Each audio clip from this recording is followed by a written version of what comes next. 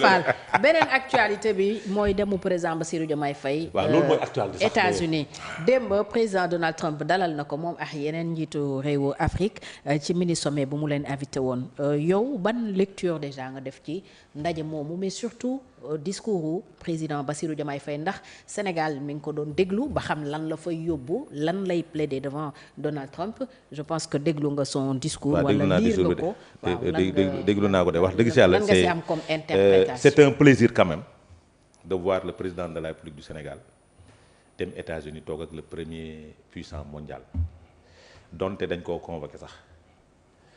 donte dañ koo convoqué. invité dañ koo invité wala dañ koo convoqué. waaw non dañoo convoqué 5 chefs d'État. bàyyi leen ñaawal. dañ koo invité. dañoo invité. non mais c'est une invitation. waaw bàyyi ma wax dañu koo invité. waaw léegi dañoo invité. il retire dañ ko invité je retire. Adama retire on l'a invité oui. ils sont d'égale dignité aussi. comme police waaw non waaw déglu waaw dañ ko invité. non déglu. dañ ko invité tu retires Adama je retire ah. oui. il a été invité par le président. non c'est une déformation nag quoi c'est déformation. Il a été invité par le président américain. C'est tout l'honneur du Sénégal. C'est pour tout l'honneur du Sénégal que suñu président de la République quand même dem toog di toog ak ay naataangoom yeneen njiitum réew. di waxtaan lépp loo xamante ni moo concerné suñu réew qui est le Sénégal par rapport à des situations mais xam nga dans sa déclaration parce que man yàppoon naa ni suñu fa demee on va parler de politique migratoire. Parce qu'il y a 1600 et quelques Sénégalais qui seront déportés. Et loolu, paraît-il que l'accord a été signé. Maintenant, am na beneen accord. Alors le Wall Street Journal ak New York Times xëy nañu ne Donald Trump sàkku na ci juróomi njiitu réewu Afrique yooyu ñu accueillir migrants irréguliers yi nga xam ne dañ leen di waaj a génne États-Unis mais xam nga y a des questions qui ont été évoquées en coulisses. En coulisses waaw. Voilà, pas officiellement. Officiellement, n'est-ce donc pas? xëy na Donc foofu tamit c'est ci accord yooyu la bokk l'accord migratoire. C'est-à-dire tey wax nañ ni suñu président nangu na ni dina accueillir les 1600 et quelques Sénégalais yoo xamante ni dañu war a jóge États-Unis dañoo nekk dans des situations irrégulières parce que seen durée de légalité de séjour dafa jeex ñu war a delluwaat Sénégal donc sànq loolu ca ndaje ba la génn ca invitation bi la génn ca invitation bi am na accord bu am entre Airbus ak Air Sénégal muy ndam muy une victoire boo xamante ne aussi c'est important pour la relance de Air Sénégal lenn rek laa fay déplorer mooy li nga xam ni suñu président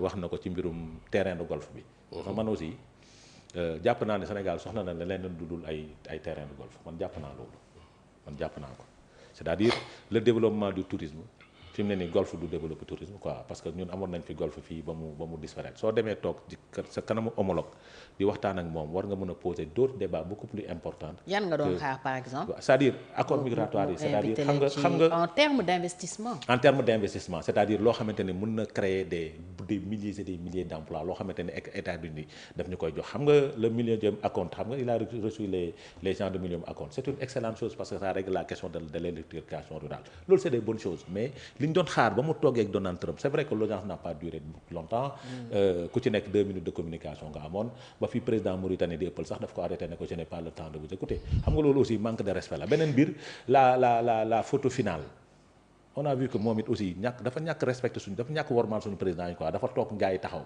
man loolu d'accord ma ko quoi c'est-à-dire ils sont tous des présidents qu'ils soient président des États-Unis et autres man dama jàpp ni cër bu ñu war a mën a jox les autres mais c'est pas la première fois Trump di photo wu waaw toog ñeneen ñi mu nekkal taxaw non d'accord ma ci loolu j'ai dit d'accord ma ci loolu c'est-à-dire loolu aussi lu mu mën wane nañ am na yeneen photo yu nekk ci toile bi yoo xam ne Trump yi avec d'autres présidents non d'accord ma qui ne sont même pas africains c'est-à-dire Trump moo war a jox cër Sénégal maintenant nag loolu c'est Donald Trump maintenant nag dafa am lecture boo ciy def lii dafay montrer ni celui qui définit notre politique diplomatique c'est le président de la République Fatou parce que on a vu une personne notre premier ministre tirer sur les États-Unis pour aller en Chine non n'est-ce pas parce que par rapport à un refus bàyyi ma terminer par rapport à un refus de visa mu wax li muy wax ne waa ku ñu bañal lii ñu dem Chine. lan la wax waaw déglu rek dafa ne nañ ko def Dakar.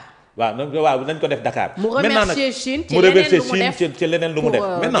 maintenant lii C'est ce qui nous a valu ce respect. C'est-à-dire voyage. C'est ce qui nous a valu ce respect. Non, ce que tu ne sais pas, le voyage n'est pas préparé motul une semaine sax bañ ko ba mu amee bañ ñu wootee parce que ça n'a pas été préparé. yow nga yaakaar ne comme les États-Unis dañuy suivre les discours de nos hommes d'État. déglul dañ ko choisir nii à la loterie quoi. kon nag tu n'as rien compris. À la Maintenant, loterie. parlons de géopolitique. À la loterie. Parlons de géopolitique. gis nga. Parlons de géopolitique.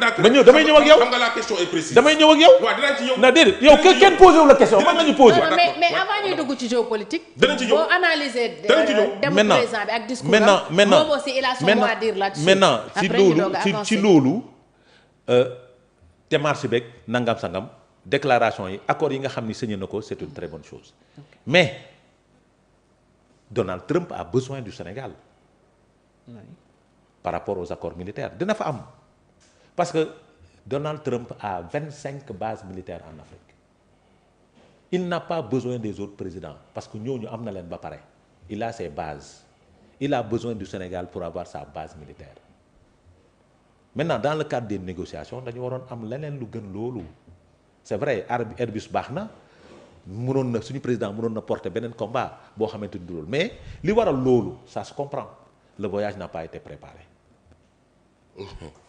C'est vrai. loolu sa xalaat la. gis nga xam nga lu tax ma ne la looloo am. tu sais pourquoi non mais ko mu daane bàyyi ma terminer parce que le voyage n'a pas été préparé parce que dafa gàtt.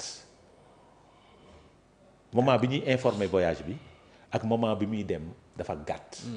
te un voyage d'un président de la République suñu bëggoon mu am fa yeneen retombées yu gën a rëy loolu comme le voyage de la Chine dañuy jël le temps consul beeg ambassade bi préparer ko pour ñu préparer la rencontre avec les deux chefs d'État maintenant nag amul. Il y a des choses qui sont signées et on accorde et on applaudit li ma ci mel rek moo ma ci metti mooy politique migratoire bi les négociations n'ont pas été faites politique migratoire bi daal moo ma ci metti. D'accord. Mooy les Sénégalais qui seront déportés yan mesure d'accompagnement moo ciy am. yan mesure d'accompagnement parce que dafa war a am mesure d'accompagnement te loolu est-ce que dans temps de parole bi mu am. Il n'a pas pu prendre en charge toutes ces questions-là parce que rencontre en coulisses bi aussi mënu jëlul loolu en charge. Oui, et c'est pas la première fois États-Unis di génne ay doomu Sénégal di leen indi amoon na fi ay c'est-à-dire il faut qu'on parle de politique migratoire. C'est-à-dire li may bañ mooy ñu ne nguur gee defoon na ko nguur gee defoon na ko c'est-à-dire quand on est un jeune président et qui parle de souveraineté beneen mbir aussi mën naa ko signaler. nañ ma baal après dañ naan dafa ñàkk fayda. Moi c'est un constat man jàppoon naa ni il allait être dans une tenue traditionnelle suy dem man loolu moo ma gënaloon est-ce que tu comprends man moo ma gënaloon pour montrer son appartenance et sa démarcation par rapport à beaucoup de choses il l'a fait dans d'autres pays ba muy dem France dafa soloon tenue africain bi montrer son appartenance montrer sa démarcation par rapport à beaucoup de choses te jàppoon naa ni suy dem day wone souverainisme boobu moom lay dox te moom lay porter moom lay nangam maintenant nag les États-Unis c'est pas un petit pays peut-être mais on doit apprendre à regarder les États-Unis les yeux dans les yeux wax président américain bi donte c'est une puissance ne ko président nga ñuy président. D'accord loolu sa xalaat la nangul nañ la ko Famara en tant que allié du pouvoir yow lan mooy sa jàngat ci demu président Bassirou Diomaye Faye ci mini sommet bi ko Trump invité woon moom ak yeneen natangoom africain mais surtout discours am lan nga ci jàpp ne moom la ñu ci war a gën a retenir.